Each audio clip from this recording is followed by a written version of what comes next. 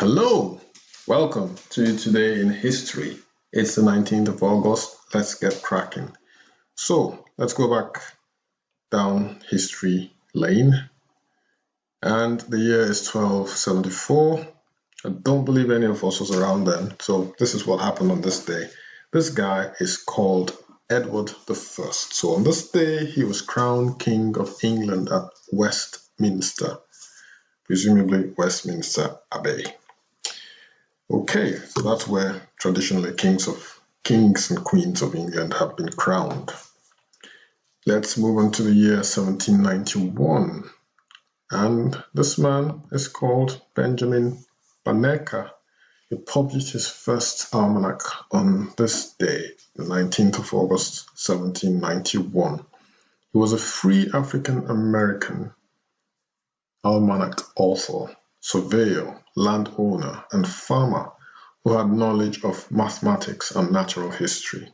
Born in Baltimore County, Maryland, to a free African-American woman and a former slave, Banneker had little or no formal education and was largely self-taught, and became known as member of a group led by Major Andrew Ellicott that surveyed the original borders of the District of Columbia, the Federal Capital District of the United States.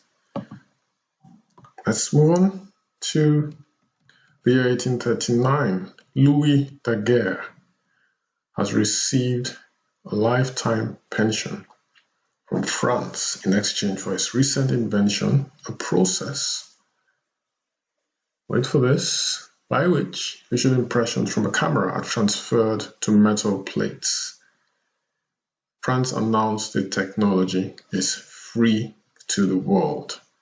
I'm going to show you a picture now. Pardon the pun, that's Louis Daguerre, who invented what's called the daguerreotype on this day in 1891. And this picture here is believed to be the first ever photograph. So take note of that. So the first ever photograph. I think this is a street in Paris, France. He was also an artist and, well, not surprisingly, recognized for his invention of the daguerreotype process of photography. He was also a developer of the diorama theater. Let's move on to the year 1883. Coco Chanel was born on this day. She's a French fashion designer who, with her elegantly casual creations, ruled over Parisian haute couture for almost 6 decades.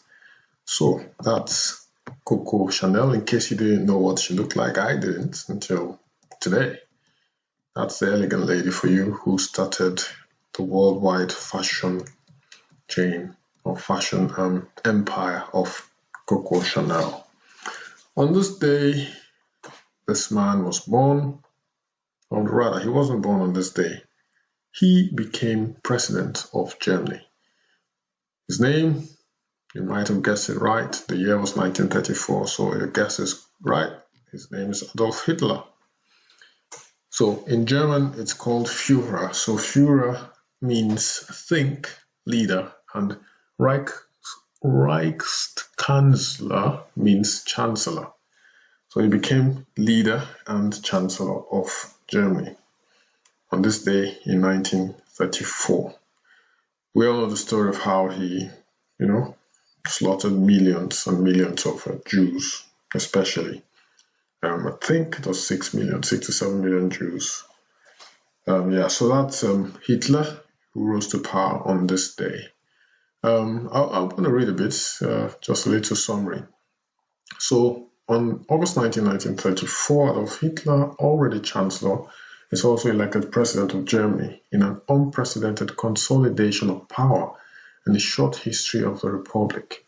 The Nazi occupation of the City of Light nears its end as the French resistance mobilizes fighting units against the German garrison in advance of the arrival of US General Patton's Third Army. As they withdraw their forces, German commanders will ignore Hitler's order to destroy Paris.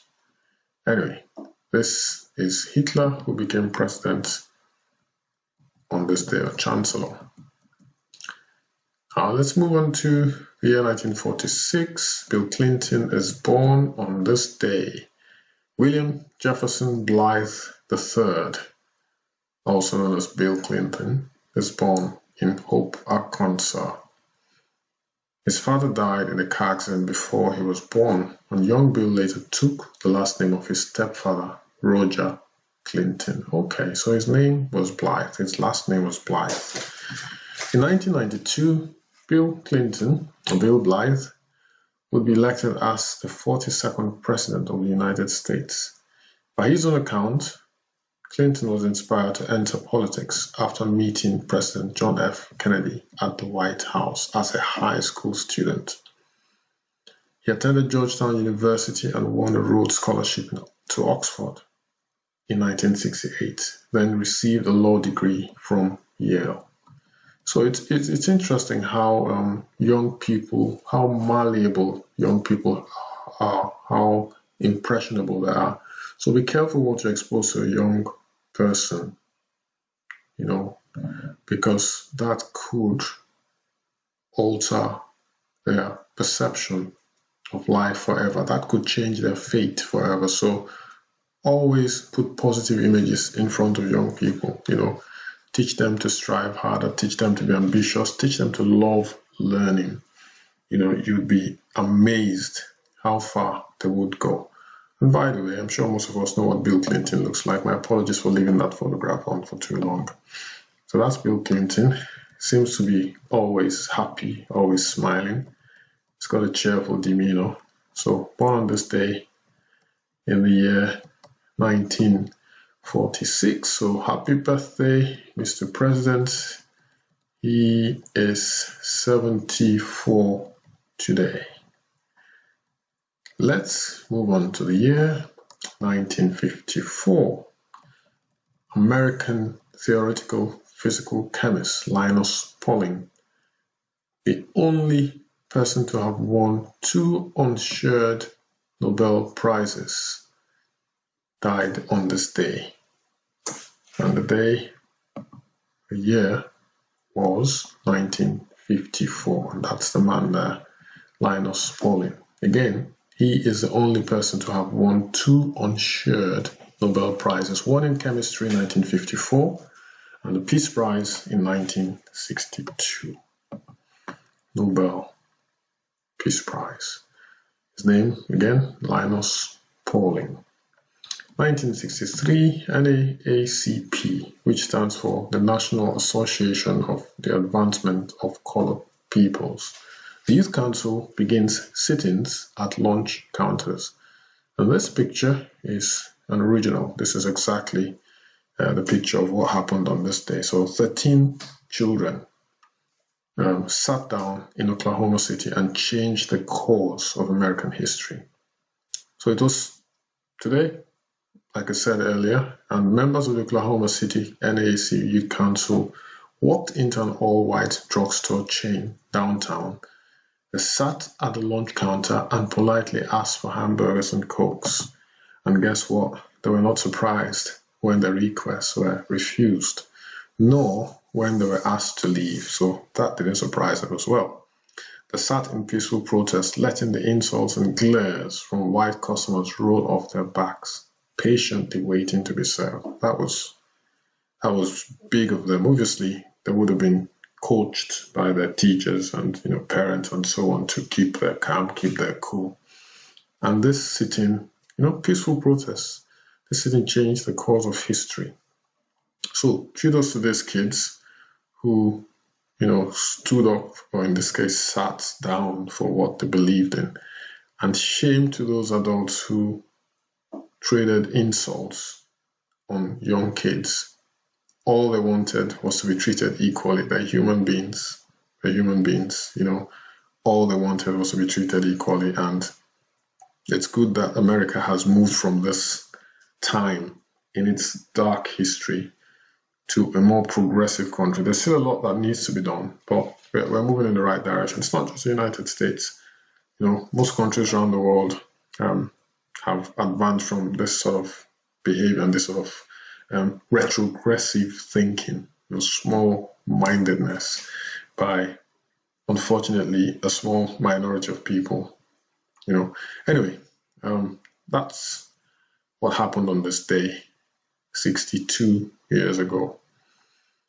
Okay, well, this story had a happy ending because 2 days later, just 2 days later, Katz drugstores, where this took place, ended its segregation policy. Kudos to them. Guys, we have come to the end of today's Today in History. I shall see you tomorrow for another edition of Today in History. My name is Sotonie Afiesimama. Stay safe, guys. Give me a thumbs up if you like this video. Do not forget to subscribe. You can do so by clicking the notification bell. That's very important so that you receive updates of my video uploads. See you tomorrow, 20th of August, for another edition of Today in History. Bye-bye.